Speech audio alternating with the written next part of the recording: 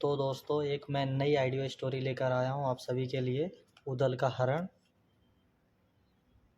उदल का हरण। जेठ का दशहरा आने से पहले ही गंगा जी के घाट पर मेला जुड़ता है। बिठूर में भी मेला लगा। रानी मचला ने मेला जाते यात्रियों को देखा तो मेला जाने की सोची। उदल को बुलाकर गंगा जी में डुबकी मारने का विचार किया। उदल ने कहा, यदि आला भैया आज्ञा देंगे तो अवश्य चलूँगा। आला ने उदल को पहले तो मना किया, फिर किसी से झगड़ा न करने का भरोसा दिया तो आला ने अनुमति दे दी। मचला और फुलवा दोनों तैयार हो गईं। जगनिक और फौज को लेकर बिठूर पहुंच गए।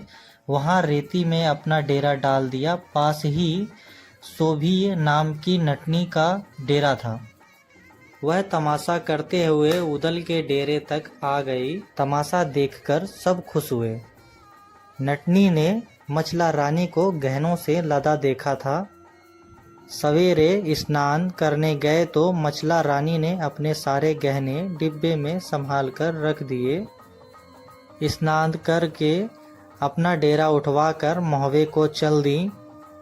महुवा पहुंचने से पहले जमुना तीर पहुंचकर सुनबा मचला को पता चला कि गहनों का डिब्बा नहीं है। उदल को बताया तो उदल ने कहा, मैं वापस जाकर मेले में तलाश करवाता हूँ। और उदल ने जगनिक को कहा, तुम सबको लेकर के महुवा वापस लौटो। तो जगनिक ने उदल की बात मानी। मचला और फुलवा को लेकर वह महुवे चला गया। इधर उदल अब बिठूर पहुंचा तो मेला उठ रहा था। केवल सोफिया नटनी का डेरा ही वहां बचा था। उदल ने नटनी से अपने आने का कारण बताया। वह क्यों बताती कि गहनों का डिब्बा उसने जादू से चुरा लिया है। उसने कहा, अगर सारे नट गंगा में जाल डालकर पानी छान ले तो डिब्बा मिल जाएगा और तुम मेरे साथ चौसर खेलो। तो उदल चौसर खेलने लगे। डिब्बा तो ना मिलना था, ना मिला। और उदल का साहस नहीं हुआ कि बिना डिब्बा तलाश किए वह महुवे वापस जाए। और नटनी तो जादूगरनी थी। उसने उदल को तोता बना लिया और अपने साथ ले गई। वह रात को उसे मर्द बना लेती और सुबह होते ही उसे तोता बनाकर पेड़ में टंगा देती। और सोफिया नटनी ने विवाह का प्रस्ताव रखा तो उदल ने नहीं माना। उदल ने कहा, छत्री चोरी से विवाह नहीं करते। और उदल ने नटनी से कहा, तुम मुझे छोड़ दो तो मैं बारात लाकर तुम्हें ब्याह कर ले जाऊंगा। और नटनी को यह मंजूर नहीं था। और नटनी वहां से डेरा उठाकर दिल्ली पहुंची और राजा पृथ्वीराज को अपना खेल दिखाया। राजा के खुश हो जाने पर राजा से धन नहीं शरण मांगी। महाराज, नटनी ने कहा, महाराज मैंने उदल को तोता बना लिया है। आप मुझे अपने राज्य में शरण दे दो, मैं इससे विवाह कर लूंगी। पृथ्वीराज ने इससे साफ इनकार कर दिया। कहा, आला से मैं वैर मोल नहीं ले सकता। तुम्हारे लिए मैं अपने राज्य को नष्ट नहीं करवा सकता। फिर वह और कई राजाओं के पास पहुंची पर किसी राजा ने उसको शरण नहीं दी। बिना अपने कोई लाभ के अपनी जान जोखिम पर डाले भी तो कोई क्यों डाले। अतः वह दूर झारखंड में चली गई और जंगल में ही डेरे लगा लिए। दिन में तो वह पेड़ पर टंगा रहता पिंजड़ा तोते का और रात में उदल इंसान बन जाता। जादू के कारण वह इतना आसक्त हो गया था कि रात को भी भाग नहीं सकता था। ना ही उसे यह पता था कि वह वो कहाँ आ गया है। महुवे में उदल के गायब हो जाने से चारों तरफ चर्चाएं होने लगी। शुरू में इसे छिपाया जा रहा था क्योंकि उदल नहीं है यह जानकर शत्रु आक्रमण भी कर सकते थे। और मचला ने चारों ओर गुप्तचर भेजे, इसमें से भी कोई सफलता नहीं मिली। जब मचला जादू से चील बनकर वो भी चारों तरफ खोजती फिरी और वह ऊदल को ढूंढते ढूंढते झारखंड जा पहुंची और जंगल में एक इमली के पेड़ में जाकर बैठी। उसी पेड़ के नीचे एक पिंजड़ा टंगा हुआ था, उसके अंदर तोता देखा मचला ने।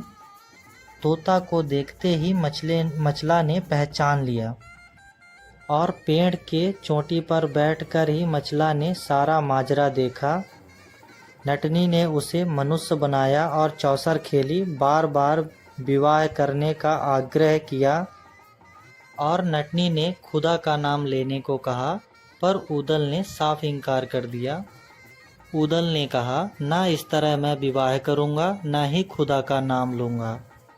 ऊदल ने कहा, मैं राम का नाम लेता हूँ, वही मेरा बेड़ा पार करेंगे। यह सब देखकर मचला समझ गई कि ऊदल का अभी तक कुछ भी नहीं बिगड़ा, पर वह जादू के आगे विवश है। और नटनी ने सुबह होने से पहले ऊदल को फिर से तोता बनाकर पिंजड़े में डाल दिया और फिर पिंजड़ा इमली के पेड़ पे टांग दिया। नटनी तो सो गई। मचला ने अपनी चोंच से पिंजड़ा उठाया और उसे लेकर उड़ चली और दूसरे वन में जाकर ऊदल को मचला ने मनुष्य बनाया। मचला ने ऊदल से पूछा, तुमने इतनी मारपीट सही, पर ना तो तुमने खुदा का नाम लिया और ना ही तुमने उस नटनी पर हाथ उठाया।